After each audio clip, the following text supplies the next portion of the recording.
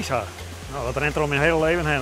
Ja? Ja, vroeger kwarte baan rijden, wat marathon rijden. En toen ijsmeester in de ijshal in de jaren 80. Nou ja, en ik ben er net weer bij geweest. Het is een mooi stuk van mijn leven. Je bent al je trainingen en om te horen moet er even dweild worden. En dus juist het resultaat, het is heel belangrijk dat je dat ijs goed verzwart. Nou ja, we hebben hier een mooie ploeg mensen die verzwaren de machines en die zetten het mesje eronder. En dus dat zijn dingen die hoef ik al niet meer te doen, dat doe ze. En ik ben er alleen maar om het ijs te verzwarken en een beetje de veiligheid in de gaten. Maar de kersen zwaar ik voor dat ze al goed op de lijn staan. Nou ja, dat is het zo'n beetje.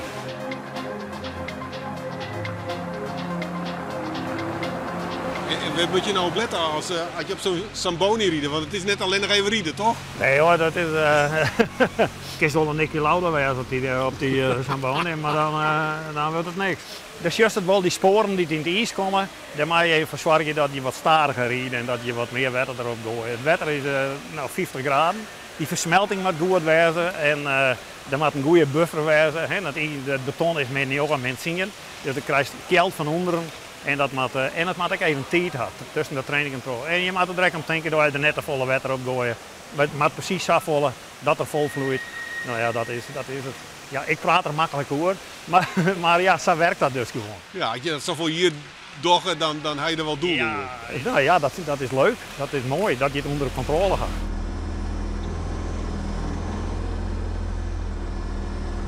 Hoe oud ben je? Ik ben 80. 80? Ja.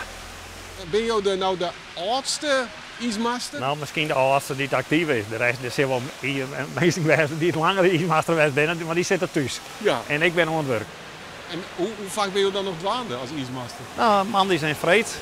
Ja, 4 werkers van 50 jaar. En dan nemen de professionals het weer over. Ja, maar je kunt net letten. Nou, ik vind het heel mooi. En ik vind het ook mooi, het is een heel mooi sociaal gebeuren. En ik tref die trainers dan weer even en dan praten we weer even mooi. En na de tijd is even een biertje en nou, hartstikke gezellig.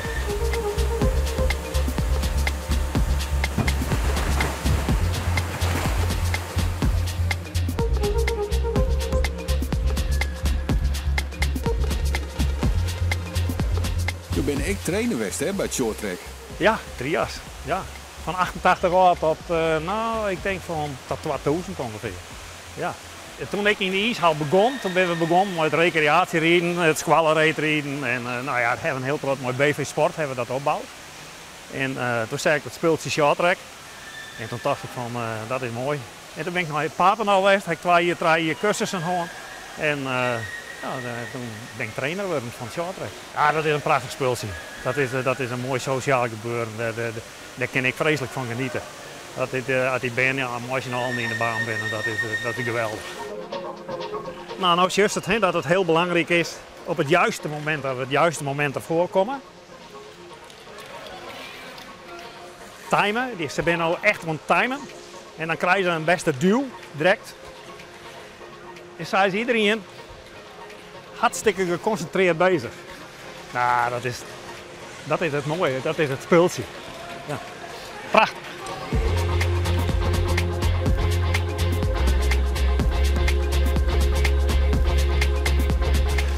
Oh, ja.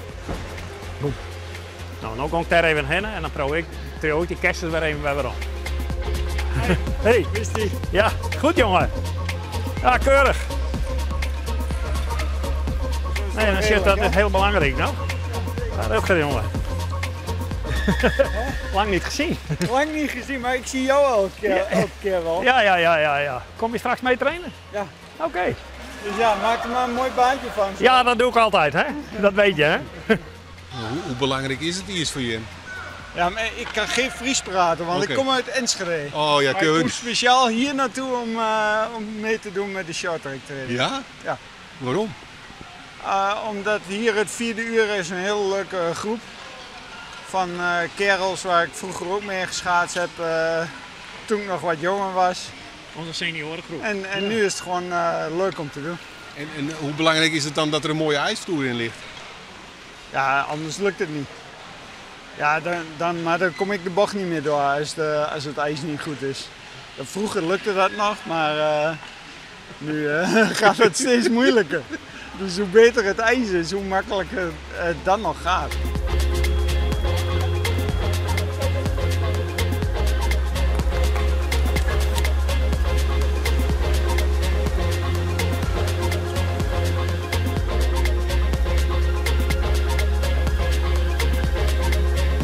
Hij is altijd even in contact met de ijsmaster.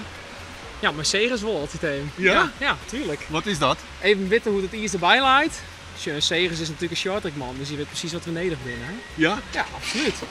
Segers is wel speciaal, dat is een man van de club, van het shorttrack. Dus daar moest altijd even van weten hoe de status van het ijs is. Hè? En dan zei hij altijd, moest eerst even in gesprek gaan met het ijs. Dat is al het decreet. Nou, dat is al het eerste wat we doen natuurlijk. De belangrijkste tip die ik altijd van hem krijg is, genieten, dat is belangrijk. Genieten is de basis. Dat, ja, nou, en dat doen we hier altijd wel met deze ploeg. Dat het gewoon leuk is om te doen. Dus ja. Ja, wat voor ploeg is dit? Ja, dit is het 4e uur nemen we dat. Oh. Dit is een, ja, dan kist het wel met voetbal, heeft het ook wel. Oh, met ondertussen een beetje wetter hier in die tank dan. Wij hebben een ploeg met al die A3'ers en die vind ik wel mooi om te doen, het rondjes te draaien. En dat is best wel een unieke shorttracklaan. Ja? Dus ja, nou ja, wist, deze sport is eigenlijk heel competitief ingesteld. En dat doen we op het ijs natuurlijk wel. Maar wij beoefenen gewoon recreatief. En na die tijd even in de kantine zitten. Dus, en dat is, ja, jongen, dat is mooi. Dat is echt hoe de club opgebouwd is. Gist als jeugd, en dit is het eindpunt. Hè? Dit is het belangrijkste punt op de heli. Ja, of ijsmaster worden, hè? Nou ja, dat is volgens mij het summum wat dat betreft, tot de Segers volgen. Dus wat dat betreft hebben we nog een lange wij te gaan. Hè? Je kent Segers ik al een skofje, Jerrik. Ik denk ongeveer al 6 hier. Ja. Ja? Maar en hoe wie hij als trainer? Ja, ja, heel best vanzelf. Streng maar rechtvaardig. Maar af en toe een loodje. Ja, hè? No? Ja, Ja. dat moesten we even op stappen staan. Dus ja, dat moest wel wat, maar er moest ook wat gebeuren. No, dus ja, zo het willen gewoon. Alles ging met liefde. Alles was mooi. Hij gaf je vertrouwen en je reed echt als Gerrit iets riep, dan wilde je ook echt heel graag je best voor hem doen. En dat was gewoon hartstikke mooi. Hoe mooi is het dat je Gerrit nou nog zorgt, zeg maar, als ijsmaster dan? Ja, geweldig. We zijn het zelf wel een beetje gewend, want ja, hij is hier ook al een paar hier vanzelf.